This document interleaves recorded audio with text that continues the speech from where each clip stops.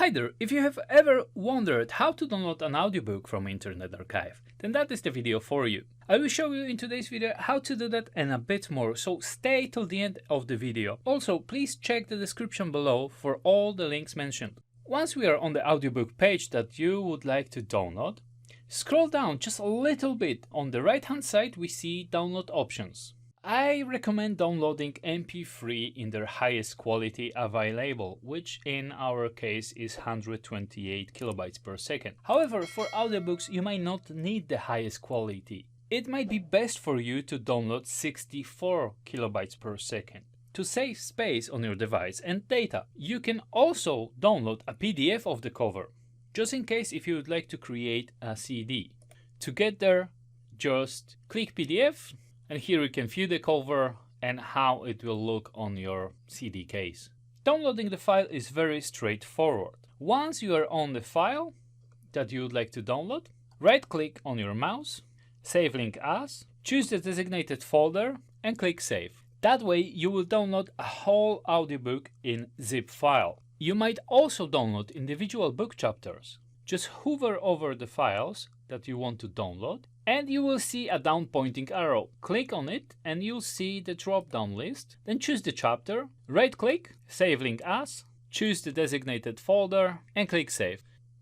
You can also stream directly from Internet Archive. The controls are as with any standard online audio player. There is a play and pause button, which will initiate or pause the playback of the audio file. There is a rewind track by 10 seconds. This will make the audio player jump back in 10-second increments. There is a volume. By mousing over the speaker, a bar will appear, and sliding the bar left and right will control the volume level. Progress bar. Mousing over this bar will give you a slider. The time played will also change as you move the progress bar slider. Time played. This indicates the length of time that the audio file has been playing. It is useful if you'd like to navigate to specific part or time in the audio file. Total time. This indicates the total length of the audio file. Skip back. This allows the media player to skip back one track where there are multiple tracks. Skip forward. This allows the media player to skip forward one track when there are multiple tracks. Winamp.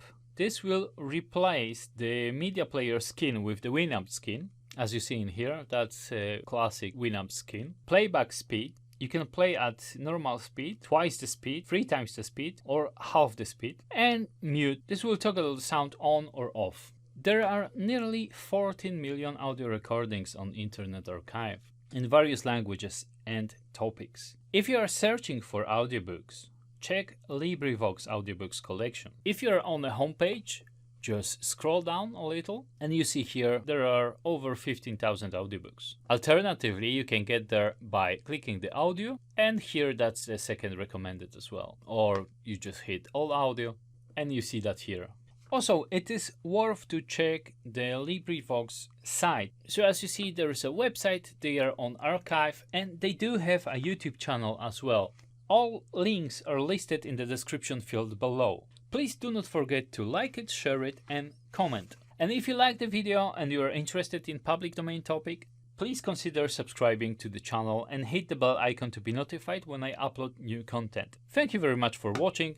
Till the next time.